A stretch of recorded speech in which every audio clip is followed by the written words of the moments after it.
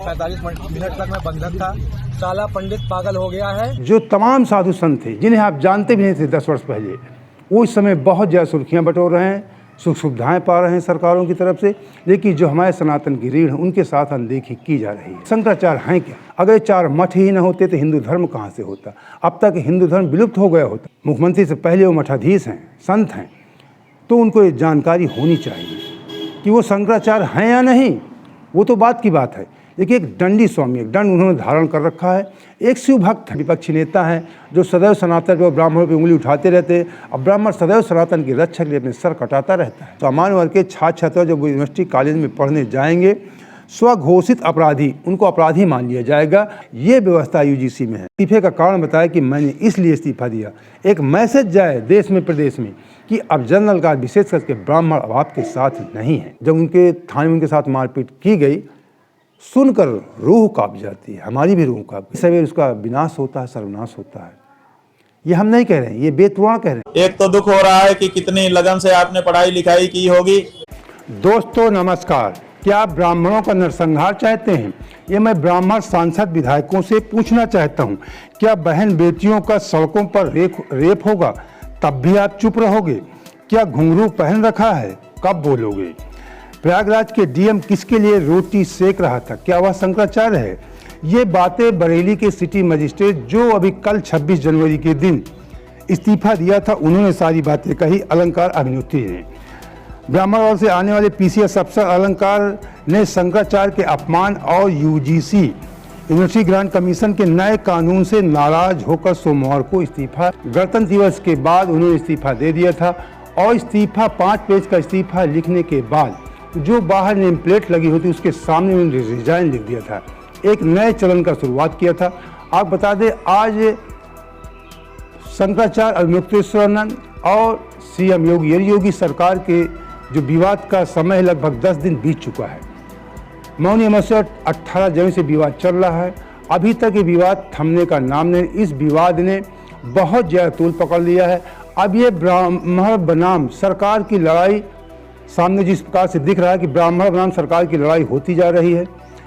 और यह बता दें, ये मामला क्यों तूल पकड़ा, इसका एक रीज़न आप बता दें कि जो प्रशासनिक अधिकारी हैं, सरकार है, इस समय आप लोग देख रहे होंगे कि जब से योगी सरकार आई है, इसके पहले भी हम देखते थे कि शंकराचार्यों को प्रथम दर्जे के साधु संतों में गिना जाता था। वो सनातन की रीढ़ है। लेकिन इधर कुछ वर्षों से आप देख रहे हैं कि उनकी कहीं ना कहीं अवहेलना की जाती है। जबकि जो तमाम साधु संत थे जिन्हें आप जानते भी नहीं थे 10 वर्ष पहले, वो इस समय बहुत ज़्यादा सुर्खियाँ बटोर रहे हैं, सुख सुविधाएँ पा रहे हैं सरकारों की तरफ से।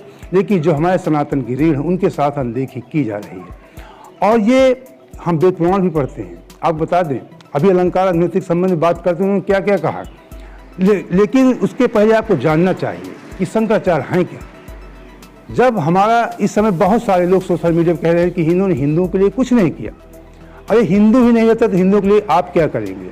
जब हिंदू धर्म 8वीं शताब्दी में समाप्ति की ओर था, उस समय आदिगुरु शंकराचार्य ने लोगों से शास्त्रार्थ करके फिर हिंदू धर्म को पुनः सही ढंग से स्थापित किया और इन 4 मठों की स्थापना किया हिंदू धर्म की रक्षा के लिए।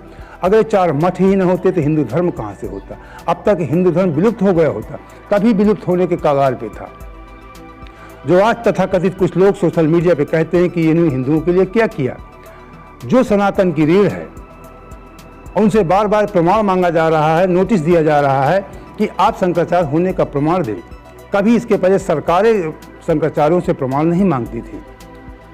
जो संत समाज है या अन्य शंकराचार्य हैं, वो उनसे कह सकते हैं कि आप शंकराचार्य हैं कि नहीं। अब तो खुल करके जो वहाँ के गुजरात के द्वारकापीठ के शंकराचार्य हैं, सदानंद जी, उन्होंने भी कह दिया है कि तीनों शंकराचार्य उनके समर्थन पे हैं। सरकार इसको उनसे प्रूफ, उनसे प्रमाण नहीं मांग सकती। इसके पहले भी उन्होंने कहा था कि सत्ता का घमंड सदैव नहीं रहता है। और जिसने भी ब्राह्मण की चोटी शिखा पकड़ी है, ये बहुत अपराध का है। और जो भी व्यक्ति किसी को गंगा स्नान से रोकता है, गौ हत्या का पाप लगता है। अगर उत्तर प्रदेश सरकार ये कहती कि हम संतों की रक्षा करते हैं, उन्होंने ये भी कहा था, ये जो मैं कह रहा हूँ ये बातें मैं नहीं कह रहा, वेद पुराणों की बातें हैं, वेद की बातें हैं। एक तरफ योगी सरकार, बीजेपी सरकार कहते हैं कि हम संतों के हित की बात करते हैं, हम तो संतों कभी खिलाफ हो ही नहीं सकते, और उनको ये भी नहीं पता कि संतों से किस प्रकार व्यवहार किया जाता है। मैं आपको बता दूं, अगर मुख्यमंत्री योगी जी सही मायने में अपने आप को महात्मा कहते, संत कहते हैं कि मैं मठाधीश हूँ, मुख्यमंत्री से पहले वो मठाधीश हैं, संत हैं, तो उनको ये जानकारी होनी चाहिए कि वो शंकराचार्य हैं या नहीं, वो तो बात की बात है। देखिए, एक दंडी स्वामी, एक दंड उन्होंने धारण कर रखा है, एक शिव भक्त हैं, और हमारे सनातन धर्म में कहा जाता है, हमने शिवपुराण भी पढ़ रखी है, आपको बता दें कि अगर किसी व्यक्ति ने शिव का नाम जप रहा है, त्रिपुर लगाए है, रुद्राक्ष पहने हैं, तो वो शिव स्वरूप होता है। उसका मारना पीटना तो बहुत दूर की बात है, उस पर हंसना भी, अगर आपने हंस भी दिया तो पाप लगता है, बहुत बड़ा पाप लगता है। और उनकी शिखा एक ब्राह्मण साधु जो बटुक थे, जो वेदों का अध्ययन करते हैं, शंकर जी के साथ रह करके उनके साथ अभद्रता की गई। अगर उन्हें कुछ गलतियां की भी थी तो आप उनको अरेस्ट कर सकते थे, जो भी कार्य कर सकते थे, लेकिन जिस प्रकार थाने ले जाकर उनके साथ चोटी पर घसीटा का अपमान किया गया, यही कहीं न कहीं देश के ब्राह्मणों को बहुत ज़्यादा हिला कर रख दिया है। चोटी उनका सम्मान होती है, और संत सदैव सनातन धर्म की रक्षा के लिए ब्राह्मण ने अपने सब कुछ कुर्बान कर दिया है। उनसे आप प्रश्न पूछ रहे हैं, तो कहीं ना कहीं योगी सरकार फिर उसके बावजूद, कहते ना, एक कहावत है कि जले में नमक छिड़कना, उसके बाद योगी जी एक कार्यक्रम में इनडायरेक्ट रूप से बगैर नाम लिए कहते हैं कि कुछ कालनेमी हैं, उनसे सनातन के लोगों को सावधान रहने पर। कालनेमी एक राक्षस था, फिर कालनेमी को शंकराचार्य अविमुक्त से उसको परिभाषित किया, उसको आप सुन लीजिए। योगी ने कालनेमी का जिक्र किया है कि जो कि धर्म को नष्ट कर रहा है, इस पर आपका क्या कहना है? भाई, कालनेमी कौन है? कालनेमी जो था वो राक्षस था और साधु बन करके सामने दिखाई दे रहा था। राक्षस क्या करता है? मारता खाता है, वो ब्राह्मणों को मार दे, वो साधुओं को मार दे, वो गायों को मार दे, यही तो करता है। और चोला साधु का पहनता है कालनेमी। अब यहाँ पर देखिए, यहाँ पर चोला तो साधु का है, योगी आदित्यनाथ का, और गौ हत्या हो रही है। कौन है कालनेमी? बताओ, कौन है कालनेमी? अच्छा, कल आजम बरेली की सिटी मजिस्ट्रेट अलंकार अग्निहोत्री ने जब इस्तीफा दिया, उनके साथ पत्रकारों ने सवाल किया, उनसे पूछा गया कि आपने अचानक इस्तीफा क्यों दे दिया, तो उन्होंने जवाब दिया, कुछ समय से प्रदेश में जो स्थितियां बनी हैं वे बद से बदतर होती जा रही हैं। एक खास वर्ग, विशेषकर ब्राह्मणों के खिलाफ अभियान चल रहा है, मतलब इस प्रदेश में सरकार के द्वारा ब्राह्मणों के खिलाफ अभियान चल रहा है। उन्हें सीधे आरोप लगाया है जो अब असहनीय हो गया है। ये अलंकार अग्निहोत्री जी कह रहे हैं कि जो अब असहनीय हो गया है, कहीं किसी के घर पर बुलडोजर चला दिया, वो कहने का मतलब ब्राह्मणों की बात करेंगे, ब्राह्मणों घर में बुलडोजर चला दिया था, तो कहीं थाने में पीट पीट कर हत्या कर दी जाती है। जेल में एक डिप्टी जेलर ने एक दिव्यांग व्यक्ति को, एक दिव्यांग व्यक्ति को और एक अन्य ब्राह्मण की हत्या कर दी। जेल में जेलर, डिप्टी जेलर ने 2 लोगों की हत्या कर दी, ब्राह्मण लोगों की। इस समय प्रदेश में आप लोग देख रहे हैं कि जैसे लगता है कि ब्राह्मण लोग, मतलब क्यों इस समय इतना अपमान भरी नज़र से देखना चाहते हैं, उनके साथ दुर्व्यवहार किया जाता है, ऐसा महसूस भी होता है। आप लोग भी देख रहे होंगे। सबसे दुखद घटना प्रयागराज माघ मेले क्यों कह रहे हैं? अविमुक्तेश्वर महाराज के शिष्यों की चोटी शिखा, अलंकार अग्निहोत्री सिटी मजिस्ट्रेट कह रहे हैं कि चोटी शिखा पकड़कर उनके साथ मारपीट की गई। ऐसे वीडियो सामने आए हैं जिन्हें देखकर रूह कांप जाती है। ये सच उन्होंने कहा, इसमें कोई भी, हमारी भी रूह कांपती, सबकी रूह, हम भी एक ब्राह्मण हैं, कहीं ना कहीं ये रूह कांपती है। जब प्रशासन के लोग ही पूज्य संतों और उनके शिष्यों के साथ ऐसा व्यवहार करेंगे तो समाज में क्या संदेश जाएगा? जब सत्ता में बैठे लोग ऐसा करने लगेंगे तो समाज के लोग तो ऐसे भी तमाम तरह के लोग देख रहे हैं कि कुछ तमाम ऐसे विपक्षी नेता हैं जो सदैव सनातन और ब्राह्मणों की उंगली उठाते रहते हैं। अब ब्राह्मण सदैव सनातन की रक्षा के लिए अपने सर कटाता रहता है। आज गुरु शंकराचार्य ने ब्राह्मण सनातन की स्थापना सही ढंग से किया। सनातन विलुप्त हो रहा था, वो भी ब्राह्मण दक्षिण भारतीय ब्राह्मण थे। पूरे देश में घूम घूम कर उन्होंने सनातन का प्रचार किया, धर्म की रक्षा किया। उनके संदेश क्या जाएगा? क्या ये ब्राह्मणों के नरसंहार की तैयारी है? आखिर क्या करना चाहते हैं? सरकार को आरोप लगा है, क्या ब्राह्मणों का नरसंहार चाहते हैं? ब्राह्मण सांसद विधायकों से मैं पूछना चाहता हूँ, कह रहे हैं अलंकार, क्या बहन बेटियों का सड़कों पर रेप होगा तब भी अब चुप रहोगे? क्या घुंघरू पहन रखा है कब बोलोगे? प्रयागराज के डीएम किसके लिए रोटी सेक रहा था? क्या वह शंकराचार्य हो? कह रहे हैं कि जिसके जब डीएम रोटी सेक सकता है क्या वो शंकराचार्य है? कहते हैं जिस दिन अमुक्तेश्वरानंद को उनके साथ जो अभद्रता मारपीट की गई उनके शिष्यों के साथ, उसी दिन कहते हैं कि सतुआ बाबा वहाँ JCB लेके स्नान करने गया। ऐसा कुछ सुनने को मिला है मीडिया के माध्यम से। आपको बता दें कि उन्होंने फिर एक तरफ दूसरी तरफ कहा, जब उनसे ये पूछा गया कि आप अमुक्तेश्वरानंद और UGC के विरोध में आपने इस्तीफा दिया है, तो उन्होंने कहा UGC के बारे में बताया कि क्या है मामला, इसको भी थोड़ा आपको जानना चाहिए। फिर एक वीडियो उनको दिखाते हैं आपका। यह रेगुलेशन 13 UGC के संबंध में बता रहे हैं, इसको जान लीजिए, बहुत जरूरी है। इसके पूरे देश में विरोध हो रहा है, विशेषकर जनरल ब्राह्मणों के द्वारा। यह रेगुलेशन 13 जनवरी 2026 अत्यंत भेदभावपूर्ण है। इससे सामान्य वर्ग के मेधावी छात्र छात्राओं, जो सामान्य वर्ग के छात्र छात्रा जो यूनिवर्सिटी कॉलेज में पढ़ने जाएंगे, स्वघोषित अपराधी, उनको अपराधी मान लिया जाएगा। अगर किसी ने दूसरे वर्ग के छात्र ने कह दिया कि इनके साथ हमारे साथ गलत व्यवहार किया है, तो बगैर जांच पड़ताल के उसको जेल, उसको अपराधी मान लिया जाएगा। ये व्यवस्था UGC में है, मान लिया जाए। उसके साथ भेदभाव नहीं हो सकता। समता समितियों के माध्यम से बच्चों के मानसिक और शारीरिक शोषण होने की पूरी आशंका है। हमारे बच्चों का मानसिक शोषण होगा, वो दबाव में स्कूल में पढ़ेंगे, कहें उनके साथ भेदभाव होगा। कोई निराधार शिकायत करके भी किसी का भविष्य बर्बाद कर सकता है। और किसी दूसरे समुदाय के बच्चे ने कह दिया, जनरल कास्ट के बच्चों को, ब्राह्मण के बच्चों को, कि ये इसने हमारे साथ ये हरकत, उसको मान लिया जाएगा बगैर किसी जांच पड़ताल के। कितना बड़ा अपराध है UGC, किसका खून नहीं खौलेगा? आप समझ लीजिए कितना बड़ा भेदभाव सीधे तौर पे सरकार के द्वारा लगाया जा रहा है, सेंट्रल गवर्नमेंट द्वारा। एक तरफ तो असली शंकराचार्य के शिष्यों को पीटा जा रहा है, दूसरी तरफ प्रशासन के आला अधिकारी कुछ कथित संतों के साथ बैठकर रोटियां सेक रहे हैं, फोटो खिंचवा रहे हैं। करें कि रोटियां सेक रहे हैं, फोटो खिंचवा रहे हैं संतों के साथ, क्योंकि शासन के खास हैं, मुख्यमंत्री जी के खास हैं, फोटो खिंचवा रहे हैं। क्या शासन अब चापलूसी का अड्डा बन गया? क्या शासन क्या अब चापलूसी का, जो चापलूसी करेगा वही खास हो जाएंगे? जो हमारे आराध्य हैं, जो हमारे आराध्य हैं, उनका अपमान हो रहा है। हमारे मेन आराध्य, सनातनियों के मेन आराध्य तो शंकराचार्य ही हैं, उनको साइड किया जा रहा है, उनका अपमान किया जा रहा है। ये बिल्कुल उन्होंने सच बात कही है। जो सत्ता के करीबी हैं वो VIP, जो सत्ता के करीबी हैं उन्हें VIP ट्रीटमेंट दिया जा रहा है। ये दोहरा मापदंड क्यों? आप देख रहे हैं कि इस समय बहुत से साधु संत कथावाचक हैं, अपने आप को जगत गुरु भी लिखने लगते हैं। कहाँ से लिखने लगते हैं? उनको कौन, किसने उपाधि दे दिया? बड़े बड़े संत हैं, मुख्यमंत्री जैसी सुविधा प्राप्त कर रहे हैं, आप लोग समय देख रहे होंगे। और जो मेन हमारी सनातन की रीढ़ है उनके साथ दुर्व्यवहार किया जा रहा है। आपको फिर उनके जब उन्होंने इस्तीफा दिया तो उसके बाद उन्होंने बरेली के डीएम ने बुलाया अपने घर, तो उनसे मिलने गए अलंकार अग्निहोत्री जी, और मिलने के बाद फिर उन्होंने बताया, क्या बताया सुन लीजिए आप। जिलाधिकारी महोदय बरेली ने वार्ता के लिए बुलाया था। करीब 45 मिनट तक मैं बंधक था। फिर मैंने तुरंत ही दीपक पांडे जी सचिव साथ में थे, उनको कॉल किया कि मुझे बंधक बना के रखा हुआ है, मुझे बंधक बना के रखा हुआ। जब मैंने इनको कॉल कर दिया और डीएम साहब को और कप्तान साहब को बता दिया, तब तुरंत आनंद पानंद दिया गया कि उनको छोड़ दिया गया। मैं डीएम सर के आवास के अंदर बंधक था बहुत देर तक, और ये प्लानिंग चल रही थी कि रात भर मैं बंधक रहूं और किसी तरीके से रात भर यहीं इसी आवास में पड़ा रहूं।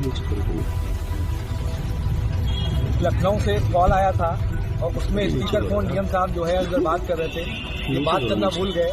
उसमें जो उधर से व्यक्ति का कहते हैं साला पंडित पागल हो गया, साला पंडित पागल हो गया है। यह भी आपने देखा, जो संक्षेप है वो डीएम साहब के मकान से निकलने के बाद ये स्टेटमेंट कल रात में शाम में दिया था।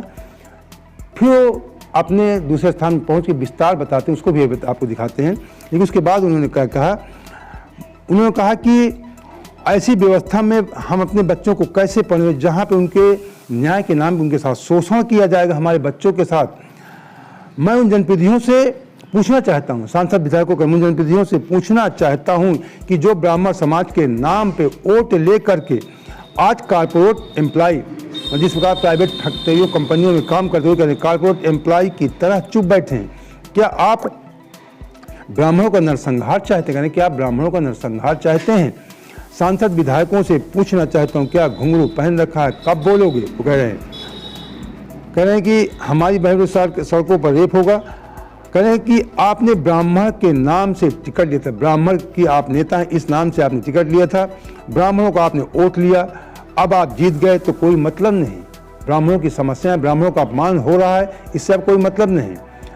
उनसे पूछा गया कि भविष्य की स्थिति कैसे आप देखते हैं, तो उन्होंने कहा कि आज सवर्ण समाज कहाँ सुरक्षित है। ये अलंकार नृत्य ने कहा सोशल मीडिया देखिए, देश भर में आज सामान्य वर्ग आपसे अलग हो चुका है। वो कह रहे हैं कि सामान्य वर्ग सरकार से, बीजेपी से अलग हो चुका है।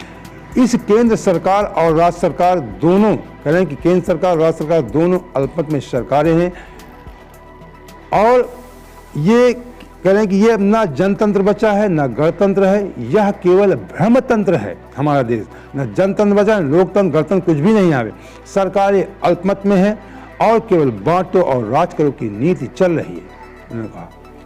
अब आपको बता दें कि जब इस्तीफा देने के बाद उन्होंने अब मुक्तेश्वर से क्या बात की, क्या और मुक्तेश्वर के क्या उन्हें आशीर्वाद दिया, क्या कहा, ये भी आपको देखना। जी नारायण, कैसे हैं आप? हम लोगों के मन में दो तरह की प्रतिक्रिया आपके समाचार सुनने से हो रही है। एक तो दुख हो रहा है कि कितनी लगन से आपने पढ़ाई लिखाई की होगी, तब जाकर के इस पद पर आप आए होंगे, आज एक झटके में आपका पद चला गया। लेकिन दूसरी तरफ आपने जिस तरह से सनातन धर्म के प्रति, सनातन धर्म के प्रतीकों के प्रति अपनी गहन निष्ठा का प्रदर्शन किया है, उससे पूरा सनातनी समाज आह्लादित है और आपका खूब खूब अभिनंदन करता है। हम चाहते हैं कि आपके जैसे निष्ठावान लोग सनातन धर्म की सेवा में और आगे आएं। जो पद सरकार ने आपको दिया था, उससे बड़ा धर्म के क्षेत्र का पद हम आपको देने के लिए प्रस्ताव करते हैं। जी जी जी जी जी अग्निहोत्री जी, नारायण नारायण। अलंकार नृत्य कहते हैं कि भाजपा भारतीय नहीं, ये भारतीय नहीं, अब ये भारतीय जनता पार्टी नहीं, अब ये विदेशी जनता पार्टी जैसी हो गई है।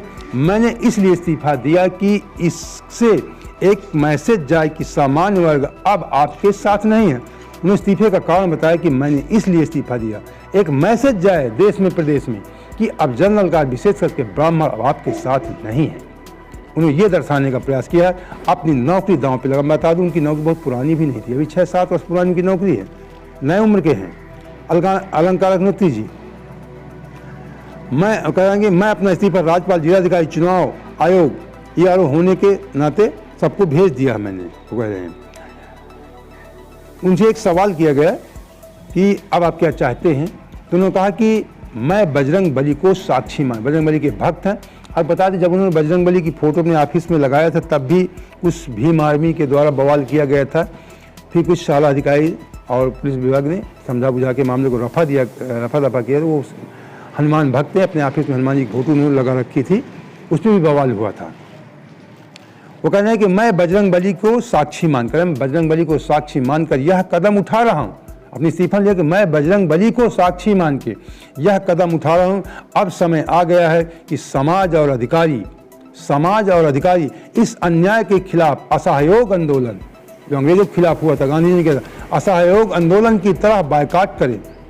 समाज के लोग और अधिकारी जो हैं सरकार का बायकाट करें असहयोग आंदोलन की तरफ। अगर हम आज नहीं जागे तो आने वाली पीढ़ियां हमें कभी माफ नहीं करेंगी। हालात सिविल वार जैसे हो गए हैं, गृहयुद्ध जैसे सिविल वार जैसे हो गए हैं। अब आगे की रणनीति हमारे ब्राह्मण समाज के विधायक और सांसद, हमारा समाज तय करेगा कि आगे क्या करना है। कहने में केवल मैंने इशारा किया है, जागरूकता पैदा की इस्तीफा देके। अब सांसद, विधायक और समाज के लोगों को आगे सोचना होगा कि आगे क्या करना है। इसे अपमान सहना कि कुछ करना है।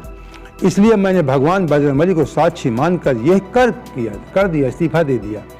अब वो जब डीएम साहब के घर से वापस आए थे, उनके साथ क्या क्या गुजरा, ये थोड़ा आप विस्तार से देख लीजिए। उन्होंने क्या बताया, उनके साथ साथ कैसी इसकी उन्हें कहा गया कि साला पंडित पागल हो गया है। ये सुनिए किस प्रकार। करीब 1 घंटे पहले जिलाधिकारी महोदय जो बरेली हैं, श्री अविनाश सिंह जी, उन्होंने वार्ता के लिए मुझे बुलाया।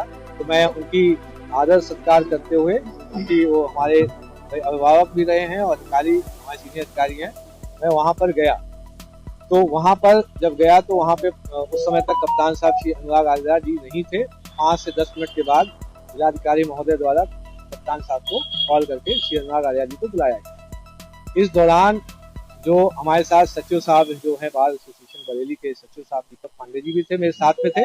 इनको अलग कर दिया गया और बाहर बैठा दिया गया और मुझे अकेले डीएम साहब के साथ और कुछ अन्य साथी अधिकारीगण थे उनके साथ अकेले बैठा हुआ। मुझे कंटिन्यूस प्रलोभन दिया जा रहा था, तुम एक काम करो, 3-4 दिन की छुट्टी ले लो, रिलैक्स कर लो, 1-2 दिन रिलैक्स करो, अभी इतनी जल्दी क्या है, 4 दिन में तुम्हारा प्रोसेस जो है हम कंप्लीट करवा देंगे, तुम्हें जल्दी रिलीविंग मिल जाएगी।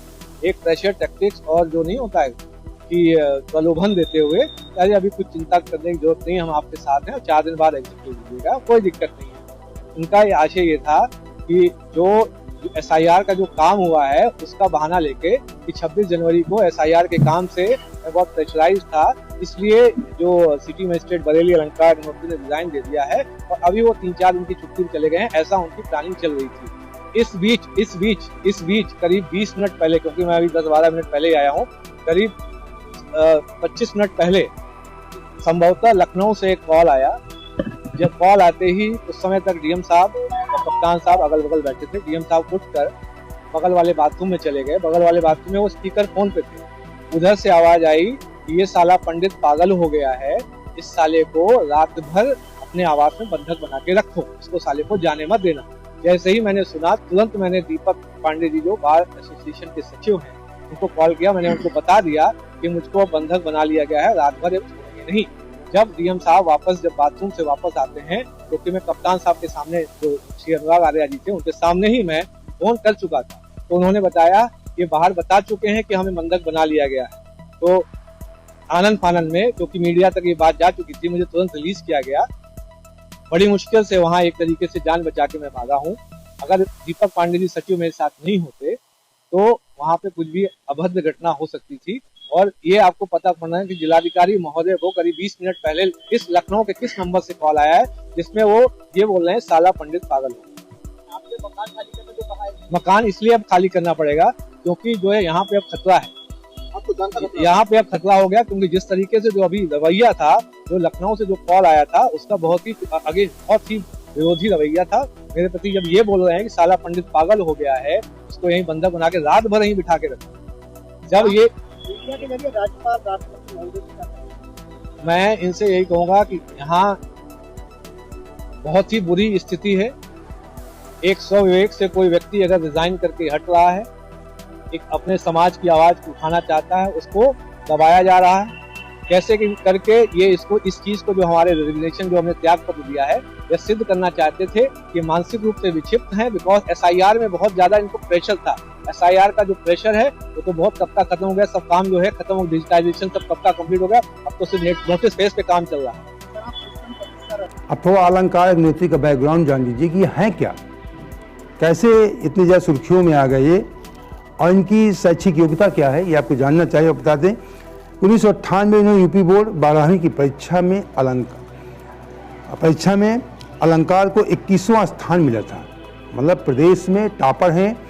1998 में 12वीं में 21वां स्थान मिला था। टॉपर व्यक्ति हैं, कोई ऐसे छात्र नहीं थे। इसके बाद काशी हिंदू विश्वविद्यालय BHU से बीटेक किया, जहाँ पे लोगों का नाम आना सपना होता, वहाँ से उन्होंने बीटेक भी किया और नौकरी करने लगे। उसके बाद भी बीटेक इंजीनियर बन गए, नौकरी करने लगे।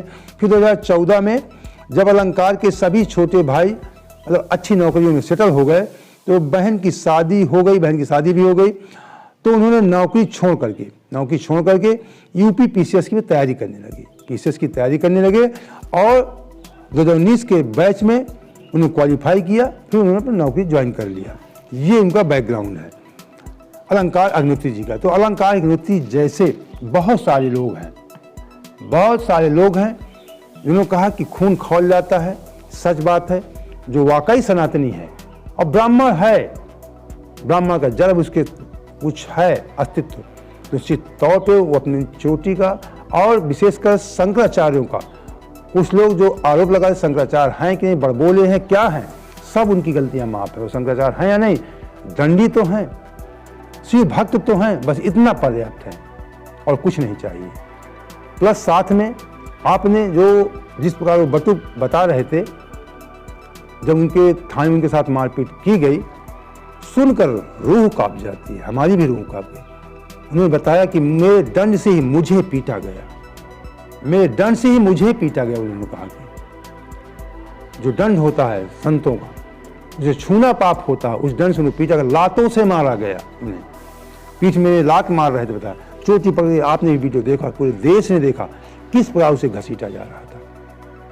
इतना बड़ा अपराधी तो नहीं था, कोई आतंकवादी तो नहीं था। तमाम राजनीतिक पार्टी के लोग बैरियर तोड़ते हैं, अपराध करते हैं, तब उनको आप छोड़ देते हैं। लेकिन एक संत के साथ आप इतना बड़ा दुर्व्यवहार किया, ये क्षम्य योग नहीं है। मैंने एक हमारा आध्यात्मिक चैनल भी है, उसमें एक कार्यक्रम से हमने कहा था, अंदाज योगेश को आध्यात्मिक चैनल है, कि देख लेना जो शिव भक्तों का अपमान करता है उसका कोई भी व्यक्ति हो इस धरातल पे, वो देर सवेर उसका विनाश होता है, सर्वनाश होता है। ये हम नहीं कह रहे हैं, ये बेतुआ कह रहे हैं, ये हम नहीं कह रहे, बेतुआ कह रहे हैं। साफ साफ लिखा हुआ है कि अगर कोई शिव भक्त क्या शिव का अपमान कर रहा है, ये शिव पुराण की मैं लिखित बात बता रहा हूँ, प्रथम खंड में लिखा है शिव पुराण के। आपको जानकारी देने की, जो कोई ये हमारे जो चारों शंकराचार्य पीठ हैं, इन चारों शंकराचार्य पीठों में जो 4 वेद हैं, प्रत्येक मठ में एक एक वेद का अध्ययन कराया जाता है। जो मुझे थोड़ी बहुत जानकारी बता रहा हूँ आपको, जो थोड़ी गलती हो उसमें बताएं तो क्षमा करना। शायद जो यहाँ पे हैं, जहाँ के अमृतेश्वर जी हैं बद्रीनाथ धाम के ज्योतिष पीठ के, यहाँ पे अथर्ववेद पढ़ाया जाता है, और द्वारिका पीठ में शायद सामवेद पढ़ाया जाता है, और पुरी में वहाँ पे ऋग्वेद, और जो श्रृंगेरी में दक्षिण भारत श्रृंगेरी मठ है वहाँ पे यजुर्वेद। इसमें कुछ इधर उधर हो, थोड़ा क्षमा करना। मतलब चारों मठों में, चारों पीठों में एक एक वेद का अध्ययन कराया जाता है। और जब शंकराचार्य कोई बनता है तो चारों वेदों को उसे अध्ययन होना चाहिए। तो ये हमारे शंकराचार्य साधारण व्यक्ति नहीं है, वेद शास्त्र के ज्ञाता होते हैं, महान विद्वान होते हैं। और एक तरफ हम कहते हैं कि हम सनातन की रक्षा करते हैं, और जो हमारे मेन महान विद्वान हैं, वेदों का अध्ययन करने वाले हैं, उन्हीं का अपमान किया जा रहा है। कैसे आप कह सकते हैं कि नहीं हम बहुत बड़े सनातनी हैं, सत्ता में बैठे लोग। कहीं आप इसके पहले इतना बड़ा शंकराचार्यों का बहिष्कार, 2 दर्जे का नागरिक बना के हमने कभी नहीं देखा था। जो कुछ सुनने को मिला है कि मध्य प्रदेश के कोई एसपी हैं, एसएसपी हैं सागर जिले के, शायद उन्होंने भी इसी मुद्दे को लेकर इस्तीफा दे दिया है। अब उनके संबंध में विस्तृत जानकारी लेंगे, उसके बाद फिर आपको उस वीडियो प्रदान करेंगे। तो अगर आपको हमारा वीडियो अच्छा लगा है तो हमें सब्सक्राइब कर लीजिए, और ये सही जानकारी लोगों तक पहुंच सके इसके लिए आप हमारे वीडियो को लाइक और शेयर भी कर दीजिए। जय हिंद, जय भारत, जय सनातन।